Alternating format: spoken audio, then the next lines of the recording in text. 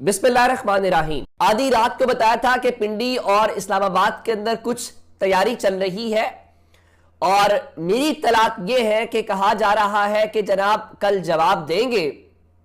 اور جو جواب ہے وہ ریاستی سطح کے اوپر جواب تصور کیا جائے، اور میں نے کل یہ ڈیٹیل میں آپ کے ساتھ بات کی تھی۔ تو انتظار ختم ہو گیا ہے، اب فیصلہ یہ ہوا ہے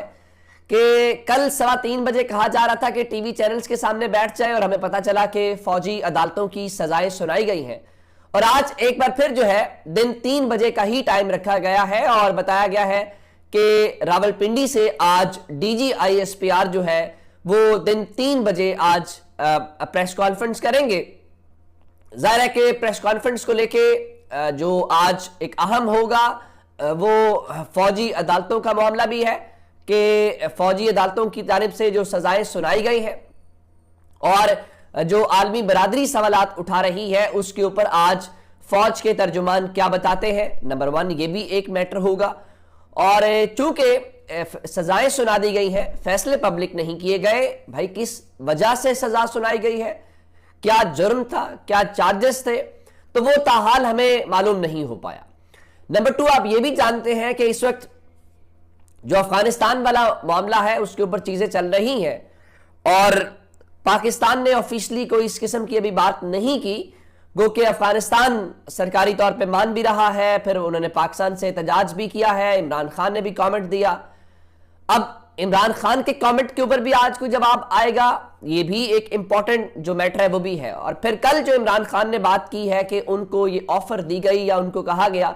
کہ آپ ہم سے ڈیل کریں، آپ کو پولیٹیکل سپیس دیں گے، بہت ساری باتیں۔ تو کل سے عمران خان نے بہت ساری وہ جو چمگوئیاں جو چیزیں ہمارے ہاں ہوتی ہیں اس کو بھی ذرا پلٹ دیا ہے، جس سے تاثر یہ ملا کہ ڈیل عمران خان سے مانگی جا رہی ہے۔ تو آج بہت سارے سوالات ہوں گے، اور ظاہر ہے کہ جو ایک معمول میں کہا جاتا ہے کہ سیکیورٹی ریلیٹڈ چیزیں پوچھی جائیں، لیکن پھر بہت سارے جو پولیٹیکل معاملات ہوتے ہیں ان کے اوپر سوالات بھی ہوتے ہیں، جب سوالات ہوتے ہیں تو اس کے اوپر کوئی کامنٹس بھی آتے ہیں، اور ایٹ دی اینڈ جو ٹی وی سکرینز ہیں ان کے اوپر وہ کامنٹس، اور اس کے بعد جو نون لیگ ہے یا جو ان کا میڈیا ہے وہ پورے کا پورا ایک بیانیہ بنائے گا۔ تو آج جمعہ کا دن بھی ہے، اور دن 3 بجے آج اس حوالے سے چیزیں ہمیں ذرا اور لگتا یہ ہے کہ اب کل پریس ریلیز جو آئی تھی اس میں کہا گیا کہ اس کا لب و لہجہ خاصا اس میں فرق تھا، یا اس میں وہ جو پہلی والی میں غم و غصہ تھا وہ شاید نہیں تھا، لیکن آج کی پریس کانفرنس میں معلوم ہو پائے گا کہ آیا وہ صرف پریس ریلیز کی حد تک کی تھا، یا پھر آج کی پریس ریلیز کے اندر بھی ہمیں چیزیں ذرا کول ڈاؤن ہوتی دکھائی دیتی ہیں، یا پھر چیزیں ہیٹ اپ ہوتی دکھائی دیتی ہیں۔ میں آپ کو ایک مثال دیتا ہوں، عمران خان کے بھانجے حسان نیازی کو 10 سال قید با مشقت کی سزا سنائی گئی۔ ان کے جو والد حفیظ اللہ نیازی ہیں وہ تو عمران خان کی بھی مخالفت کرتے ہیں، بہت کچھ کہتے ہیں، اور وہ ابھی بھی کہہ رہے تھے کہ عمران خان جو ہے وہ حسان کے ماموں ہے۔ تو میں تو یہی سمجھتا ہوں 9 مئی کے وہی ذمہ دار ہے، لیکن اندازہ کیجئے کہ انہوں نے بہت ساری کوشش کیا، بہت ساری باتیں کرنے کے باوجود جو ہے اب ہوا کیا کہ رات کو حفیظ اللہ نیازی صاحب بھی یہ کہہ رہے تھے شو میں بیٹھ کے کہ انہیں اپنے بیٹے کے اوپر فخر ہے، اور ان کے مطابق آخر سزا سنانے والوں نے حسان نیازی کی کوئی تو حیثیت تسلیم کی نہ سزا سنائی۔ آپ کسی عام بندے کو سزا تو نہیں سناتے، کسی عام شخص پہ کیسز تو نہیں بناتے، جو مانی رکھتا ہو، جو انفلوئنس رکھتا ہو، جس کا کوئی قد ہو، جو جس کا ہونا مانی رکھتا ہو، آپ اسی پہ یہ سب کرتے ہیں نا۔ تو انہوں نے کہا کہ مجھے معلوم ہے کہ ریاست کو جھوٹی گواہی دینی پڑی، اور جھوٹی گواہی کی بنیاد کے اوپر جو ہے وہ سزا سنائی۔ اگر حفیظ اللہ نیازی صاحب جیسے لوگ جو ہیں وہ بھی پھر انہوں نے ایک اور بھی بات جو دلچسپ تھی، وہ انہوں نے ویڈیو پوسٹ کی، اور حفیظ اللہ نیازی صاحب نے اپنے اکاؤنٹ سے لکھا یہ ہے وہ مذاق خیز کہ حسان نے پتلون اٹھا رکھی ہے۔ کلپ کو غور سے دیکھیں، اور پیچھے سے ایک روایتی نامعلوم، انہوں نے نامعلوم کو انورٹڈ کاماز میں لکھا ہے، ایک روایتی نامعلوم کس چابک دستی سے سفید رنگ کی پتلون پیچھے ہوا میں لہراتا ہے اور حسان کی توجہ پتلون کی طرف لاتا ہے، یہ جو نامعلوم اس کو سب کچھ معلوم ہے۔ اگر حفیظ اللہ نیازی صاحب بھی آپ یہ بات کر رہے ہیں تو پھر میرا خیال یہ ہے ان سب کو اس بارے میں دیکھنا چاہیے کہ چلیں عمران خان کے حوالے سے تو آپ یہ باتیں کہہ سکتے ہیں، لیکن حفیظ اللہ نیازی صاحب تو وہ سسٹم کی سپورٹ میں یا سسٹم کے حوالے سے بہت ساری باتیں کرتے ہیں، تو یہ ایک امپورٹنٹ چیز ہے. اب آتے ہیں کہ عمران ریاض کے حوالے سے ہوا یہ کہ یہاں پہ نا کچھ لوگ ہیں اور یہ ہر دور میں ہوتے ہیں, ان کو آپ کچھ بھی چیزیں دیں وہ آپ کے بارے میں میڈیا میں باقی سب وہ پھیلا دیتے ہیں.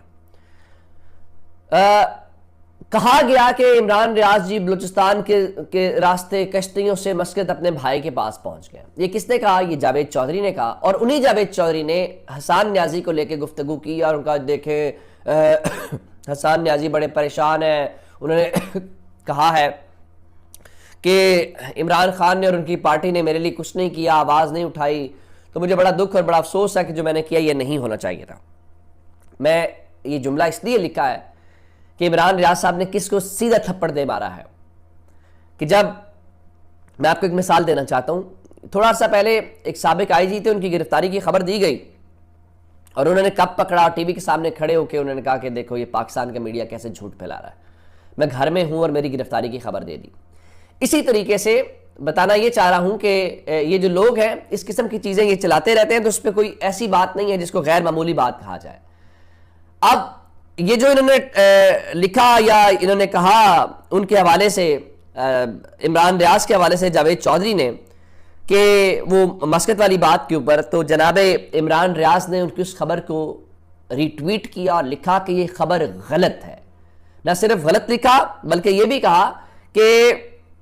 جاوید چودھری صاحب جو ہیں وہ مجھ سے رابطہ کر سکتے ہیں, لیکن عمران ریاض بھائی تو اس لیے کہہ رہے ہیں نا کہ مجھ سے رابطہ کر سکتے ہیں کہ اگر آپ نے خبر کی تصدیق کرنی ہے تو آپ مجھ سے رابطہ کر لیں, لیکن جب آپ نے اس قسم کی چیزیں پھیلانی ہو اور آپ کا مقصد ہی کچھ اور ہو, کوئی اور لائن لینا ہو,